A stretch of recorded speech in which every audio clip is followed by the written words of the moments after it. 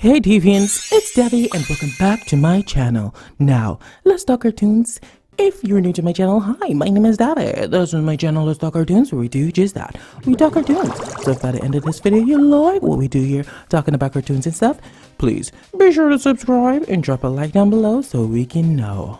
Y'all like that drawing? It's Devii meets Cruella Deville, so I guess that makes me Cruella Deville. Thanks, Nikki!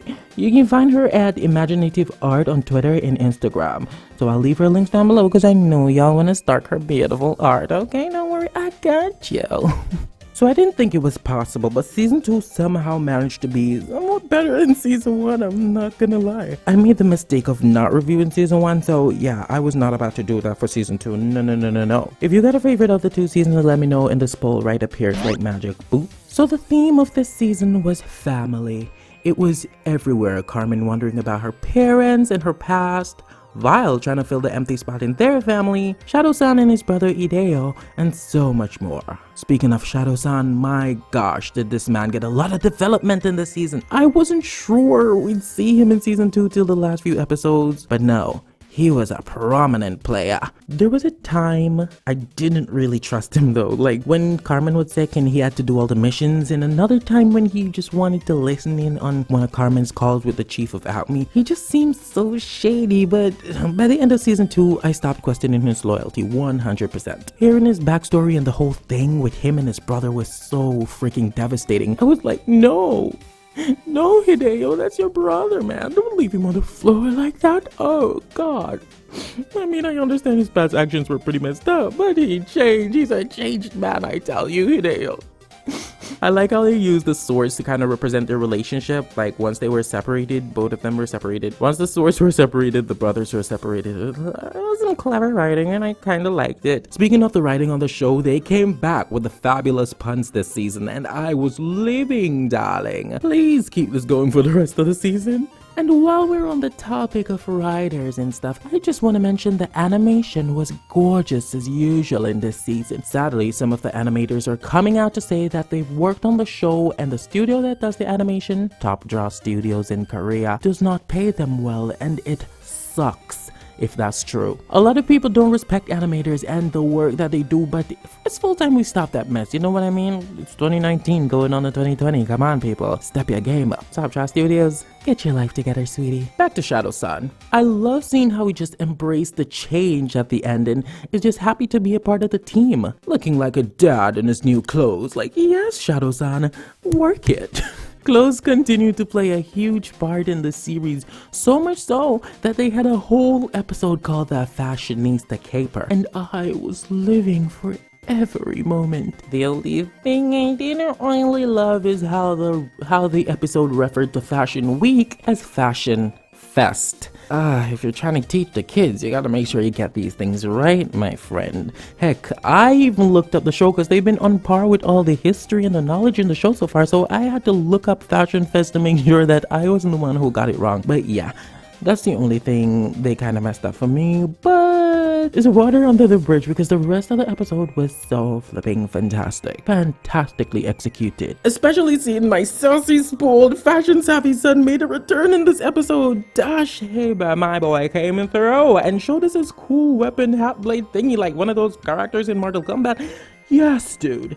Yes. We saw some others make a return too, like Tigress, Lejev, Il Topo, and Paper Star. Paper Star even got a chance to go to where her style originated, Japan. In Japan, we got to meet this new villain called Lady Dokuso, who is by far the most fabulous of the new villains that we met this season, with her poison and her umbrella like, yes, darling, serve. She was the more old school version of Paper Star, so I loved seeing them interact and the fact that they were like fans of each other. It was pretty neat. Definitely the best of all the new villains that we met this season. I don't know if it's because every one of them kept failing, but these new villains weren't so impressive at all. It really gave us a vulnerable look at Vile. We got a vulnerable look at Vile this season. I mean, they literally had to destroy their home because they felt so vulnerable. I'm gonna miss that place. But I'm also excited to see where they settle next because, you know, Cleo, she's into fashion and designing, so I'm intrigued to see how she designs the next palace because this one was pretty fab. Yeah, I liked it. Very holier than thou.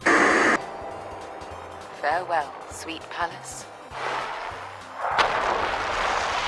Something that was overdue was Aivi and Zach's backstory. I'm not so good with names, and I kind of forgot theirs after I watched season 1. I think if their backstory was in season 1, that would have made a huge difference, helping us to feel more connected to them and all, you know what I mean? And after learning how they joined Carmen's team and why, it really helped me learn to love them so much. Just like Shadow-san learned to love them because bruh, he was not their biggest fan at all. But I'm glad he came through and they grew on him eventually. And they just ended up becoming one big happy family.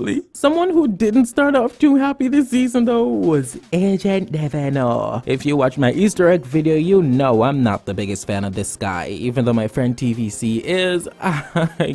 No, I don't like the way he treated Jules, and I'm glad she made it to A.C.M.E and he didn't. Well, at least that's what I thought until I saw him in bed and at the hospital and then at his desk job and then stranded on the island.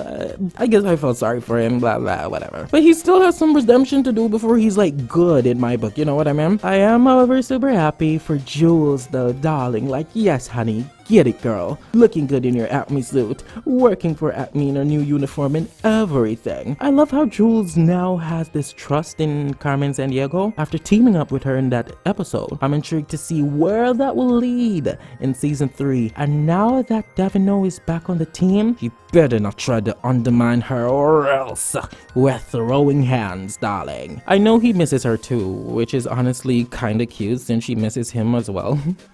So I really want to see their reaction when they see each other again. And can we talk about A.C.M.E's chief for a minute? Like shooting Carmen's dad? What the heck is up with that? Not to mention the fact that she's pissed off at Carmen right now. Season 3 is gonna be a bloodbath.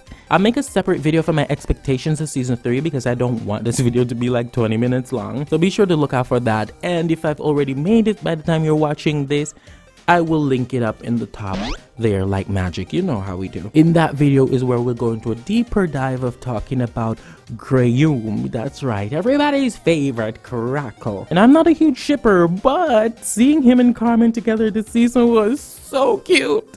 Oh my god. And that is where we wrap up this video. So let me know what y'all thought about this season and if you had a favorite episode like I did. Let me know down in the comment section below, darling. Thank you all so much for watching. Remember to stay positive, change the world for the better, and don't let it change you for the worse. Go around and watch my other videos because this is the end of this video. Bye-bye. Thank you for watching my video today. If you're new to my channel, hi, I'm Devii. Nice to meet you. I upload videos all the time on this channel, so if you don't want to miss my next video, be sure to subscribe. And speaking of videos, did you watch my last video? If not, don't worry, I got you, fam. It's right here. Just go ahead and click on it, watch the video, like and subscribe. Why not? See you guys in my next video. Bye-bye.